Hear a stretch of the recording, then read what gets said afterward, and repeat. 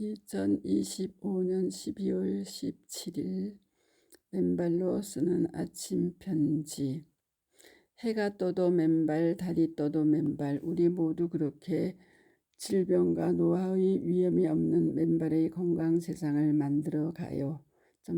가로 2024년 2월 11일자 앵콜입니다. 가로 좋은 아침입니다. 오늘은 60여 년 전 제가 함양에서 어린 시절 숲길을 뛰어다녔던 그 시절의 추억들을 소환합니다. 6살에서 10살까지의 그 어린 시절, 수시로 들로 산으로 가 혼자서 또는 동네 친구들과 돌아다니면서 메뚜기도 잡고 마을 앞 냇물에서 족대로 고기도 잡고 산에서 밤도 죽기도 하였습니다. 또 학교에서 공작 시간에 쓸 점토를 구하기 위해 진 흙밭을 찾아다니다가 어느 날 뒷동산의 언덕을 오르기 위해 머리 위쪽 둔덕에 손을 짚었더니 손이 물컹해서 보니까 또아리를 틀고 있는 뱀이었습니다. 그렇게 저는 어린 나이에 들로 산으로 다니며 마음껏 야생의 삶을 보냈습니다. 봄이 되면 버들강아지를 따기 위해 냇물을 졸졸졸 따라 걸었고 여름이면 옷을 벗고 냇물로 뛰어들어 멱을 감았습니다. 그리고 가을이 되면 설익은 감을 따서 모가 심어진 논의 물이 가득 찬 흙 속에 묻었습니다. 감을 삭히기 위한 방편이었죠. 그리고 감이 주렁주렁 달려 있었을 때는 그 감을 따기 위해 감나무에 올랐다가 썩은 나뭇가지를 잡아 나무 밑으로 떨어지는 일도 종종 있었습니다. 때로는 바위에 떨어지기도 하고 때로는 대나무 밭에 뾰족하게 깎은 구루터기에 등짝을 찔리기도 하였습니다. 그리고 같은 동네 아이들과 놀다가 뜨거운 인두로 눈을 찔린 적도 있었습니다. 그래서 어른들 등에 엎혀서 2, 3km 떨어진 시골 장터에 의원을 급히 찾아 뛰어간 경우도 여러 번 있었고요. 그 수많은 아련한 추억들 속에 저는 때로는 철없이 때로는 아찔한 위험들 속에서 어린 시절을 보냈습니다. 방학 때가 되면 부산에서 저의 6형제 형들과 동생들이 시골에 와서 같이 지내다가 돌아가곤 했지요. 형제들이 동네 어귀에서 시골 버스를 타고 부산의 부모님 집으로 떠날 때면 저는 혼자서 손을 흔들며 떠나가는 형제들을 하염없이 배웅하면서 있곤 하였습니다. 그러나 지금 생각해보면 한 번도 제 스스로 형제들을 따라가겠다는 생각을 하거나 엄마를 찾는 등 투정을 해본 적이 없었습니다. 지금 와서 돌이켜보면 당시 저에게 주어진 시골의 삶, 그 5년의 시간을 그 어린 나이에 운명적으로 즐기고 향유했던 것이라 느껴집니다. 어쩌면 그 시골에서의 5년의 삶이 지금 저의 삶의 바탕이 되고 있다는 믿음이기도 하고요.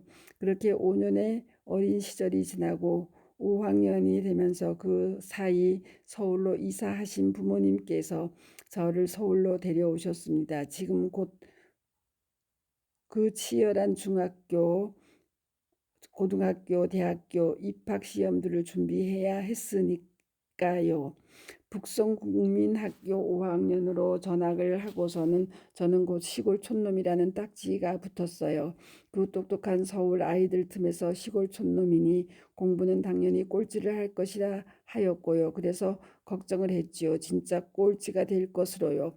그런데 첫 시험에서 60여 명의 학생들 중 35등을 하면서 그때 저는 속으로 쾌재를 불렀어요. 똑똑한 서울 아이들도 별것 아니네 라고요. 그리고는 다음 시험에서는 조금 더 잘 해보자는 욕심이 생겼어요. 그리하여 다음 시험에는 5등으로 올라섰고 그 다음에는 그렇게 하면서 자신이 붙게 되었음을 제 인생의 큰 도전과 자신감 확보의 기회를 제공하였다 믿어요. 어떤 경우든 지레 겁먹을 이유가 없다. 무엇이든 하면 된다는 확신으로요.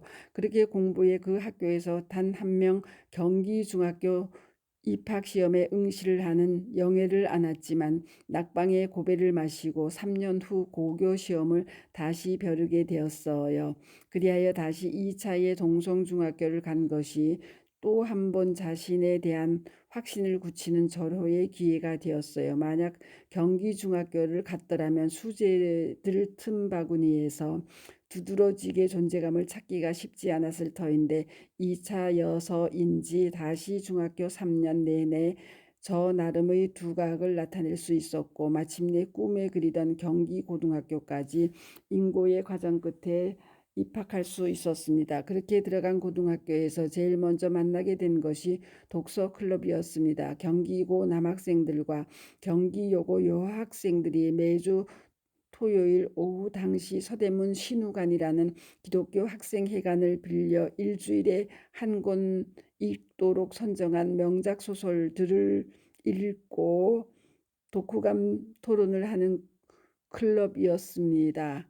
우리 쪽 남학생들은 그냥 보통의 아이들이었지만 경기고 여학생들은 대부분 반장들의 똑 부러지게 똑똑한 아이들이었어요.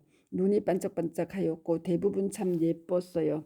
그 클럽 활동이 시작되고 곧 회장 선거에서 제가 초대 회장이 되며 저의 생활은 거의 대부분 클럽 활동에 바치게 되었지요. 매주 독서 토론은 물론 돌아가며 철필로 등사지를 긁어 주간 신문을 펴내었고 봄, 가을 소풍을 하며 서원흥 등에 가서 토론 후 여학생들과 손도 잡고 포크댄스도 추었어요. 참으로 아름다운 낭만의 시간들이었습니다.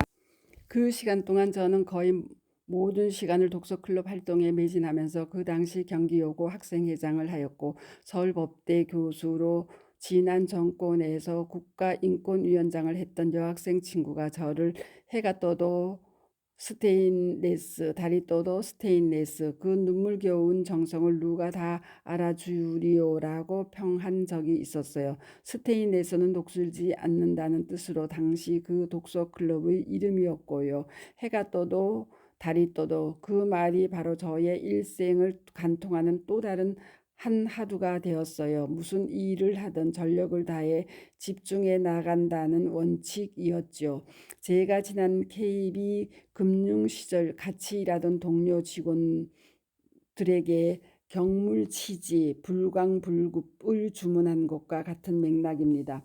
어떠한 상황에서도 그 핵심을 꿰뚫는 사물의 이치를 깨달은 후 그 일에 미쳐라, 미치지 않으면 미치지 못한다는 경구이었지요. 이에 올해 2025년 여러분들 모두 각자의 위치와 영역에서 경물치지 불강불급하시며 질병의 질곡 없는 건강 세상의 구축을 위해 저와 함께 해가 떠도 맨발 달이 떠도 맨발의 노력과 헌신을 다해 주시기를 바람하지 않습니다. 여러분들 모두 새해 복 많이 받으시고 맨발로 같이 질병과 노화의 위험이 없는 건강 세상을 만들어 나가요. 한편 그동안 죽기 살기로 맨발하여 간열 관육종암 4기로부터 건강히 치유하고 계시는 박재홍님의 사례, 맨발 걷기 치유 사례 461, 간 혈관 육종암 4기 수술 불가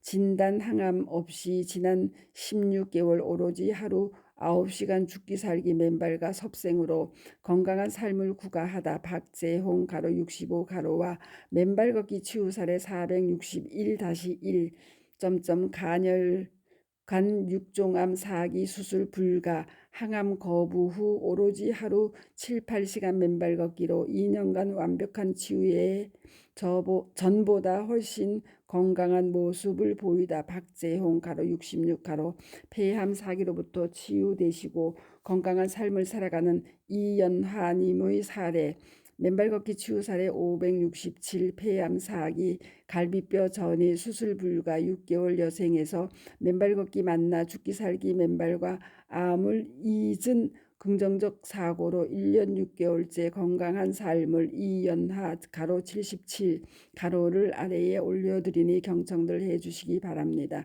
두 분 다 해가 떠도 맨발 달이 떠도 맨발을 죽기 살기로 실천하셔서 죽음의 병을 생명의 삶으로 승화시키신 분들입니다. 감사합니다. 맨발 걷기 숲길 힐링 스쿨 네이버 카페의 아침 편지입니다. 스토리양입니다. 감사합니다.